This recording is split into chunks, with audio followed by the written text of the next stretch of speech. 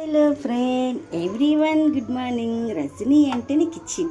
ఆ కిచెన్లో సెలవు పూట బయట వెదర్ చల్లగా రజనీ కిచెన్లో వేడి వేడి పన్నీరు. సో నా కొడుకు పన్నీర్ అంటే ఇష్టం, కోర్స్ నాకు ఇష్టం. కానీ మంచిగా దోశలు వేసి పెడతాను. సాయికి దోశలు వేస్తాను, కానీ నెయ్యి వేసి కాలుస్తాను అన్నమాట. ఎందుకంటే ఆయిల్ ఎవరైనా వేస్తారు ఫ్రెండ్, బట్ నా కొడుకు అంటే నాకు అంత ప్రేమ. సో ఇంట్లోనే గీచేస్తాను. సో అందుకని నెయ్యి వేసి కలిస్తే ఖచ్చితంగా కరెక్ట్గా మంచిగా తింటాడు. నేను చికెన్ పీస్ లెగ్ పీస్లు వేపాను.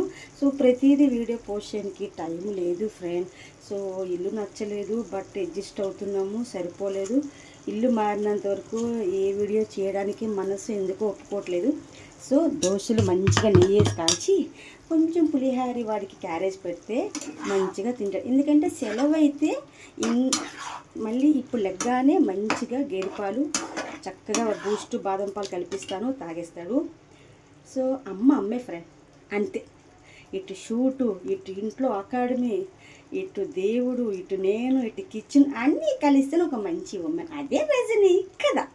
నెయ్యి వేసి కలుద్దాము, చాలా బాగుంటుంది. మార్నింగ్ చేశాను, పోస్ట్ పెడదాం అనుకున్నాను. బట్టలు, ఇల్లు, పిల్లలు. సో టైము లేదు. ఏమి చేస్తాము ఫ్రెండ్. సాయికి నేను, నాకు సాయి ఎవరు అనుకుంటున్నారా? సో నా కొడుకు ఫ్రెండ్. అంటే సాయి అంటే బాబా గారితో ఎక్కువ అంటాను కదా. బాబా గారికి వచ్చి 2 చపాతీలు, మంచిగా పన్నీరు, దోశ కూడా పెడదాం. ఎందుకంటే చపాతీ అంటే బాబా గారికి ఇష్టం, దోశ పెడదాము. సో అమ్మ నాన్న ఆవకాయ రజనీకి ఇచ్చిన వేడి వేడి పన్నీరు దోశ. ఎప్పటికీ బోర్ కొట్టబ్బా. అంతేనబ్బా, నా మాట నమ్మండి అబ్బా. నమ్మకపోతే నేనేం చేయనబ్బా, మీ కర్మబ్బా.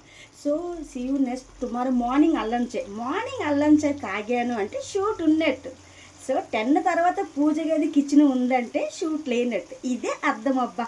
అంతేనబ్బా, ఉంటానబ్బా. See you next video. లేదబ్బా, స్నానం చేసి దేవుడు దీపం పెడతా.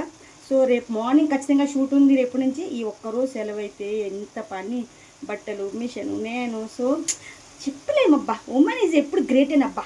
అంతేనబ్బా. బై. అమ్మో ఆవిరి.